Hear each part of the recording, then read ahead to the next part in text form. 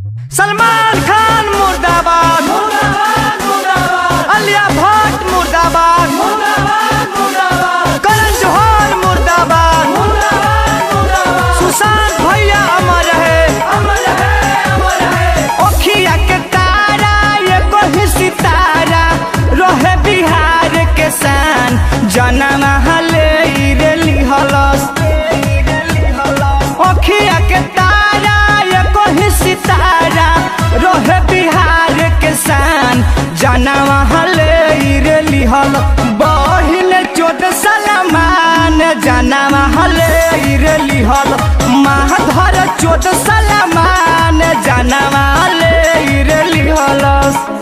आप लोग बिहार वासियों से मेरा एक हाथ जोड़ के विनती है कि सलमान खान का बॉलीवुड का फिल्म किसी भी पटना के थिएटर में नहीं लगना चाहिए।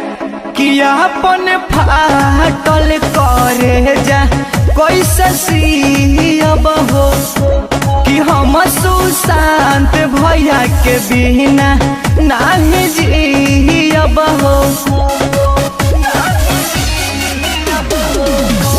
कि अपन फाटल करे जा कैसे सियब हो, कि अपना सुशांत भैया के बिना कैसे जियब हो। पटना से नाम रहे जानत जहान रहे, पूरा न भइले यार महान, जनम हले रेली हलस। पटना से नाम रहे जानत जहान रहे, पूरा न भइले यार महान, जनम हले रेली हलस। बहिन चोद सलमान जनम हले रेली हल, आलिया भट्ट सलमान जनम हले रेली हल। सलमान खान मुर्दाबाद मुर्दाबाद मुर्दाबाद, आलिया भट्ट मुर्दाबाद मुर्दाबाद मुर्दाबाद, करण जौहर मुर्दाबाद मुर्दाबाद मुर्दाबाद, सुशांत भैया अमर है अमर है। चक्के सुननी जावा खबर दिलावा को के गइल, कि गिरे लागल नैन से लोरावा दादाई का भइल। कि चक्के सुननी जावा खबर दिलावा को के गइल, कि गिरे लागल नैन से लोरावा दादाई का भइल।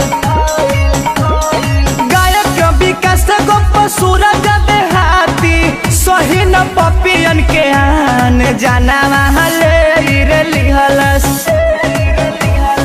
गायक विकास गोप सूरज देहाती सही न पपियन के आन, जनम हले रेली हलस। बहिन चोद सलमान जनम ले रेली हलस, महाधर चोद सलमान जनम हले रेली हलस।